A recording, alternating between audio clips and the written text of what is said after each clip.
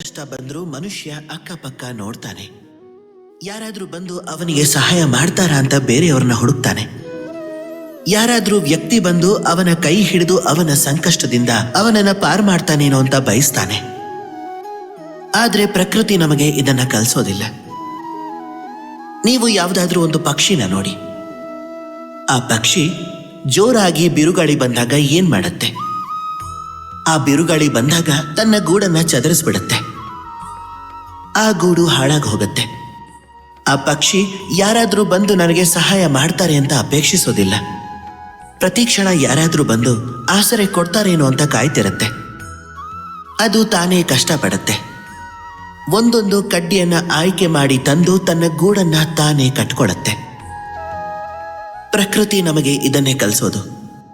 ನಾವೇ ಸ್ವತಃ ಪ್ರತಿಯೊಂದು ಸಂಕಷ್ಟವನ್ನ ಎದುರಿಸಬಹುದು ಅಂತ. ಯಾಕೆ ಅಂದ್ರೆ ಬಿರುಗಾಳಿಯಂತಹ ಸಂಕಷ್ಟ ನಮ್ಮೆಲ್ಲರ ಜೀವನದಲ್ಲಿ ಬಂದೇ ಬರುತ್ತೆ. ಅದನ್ನ ನಾವು ಖಂಡಿತ ಎದುರಿಸಲೇಬೇಕು. ಅದು ಸ್ವತಃ ನಿಮ್ಮ ಶಕ್ತಿಯಿಂದ.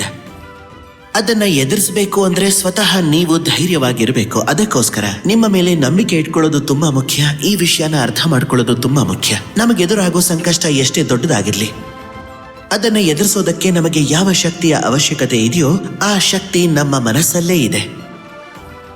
ಅದನ್ನ ನೀವು ಹುಡುಕ್ಬೇಕು ಅಷ್ಟೆ. ಹುಡುಕಿ ಆ ಸಂಕಷ್ಟವನ್ನ ಎದುರಿಸಿ.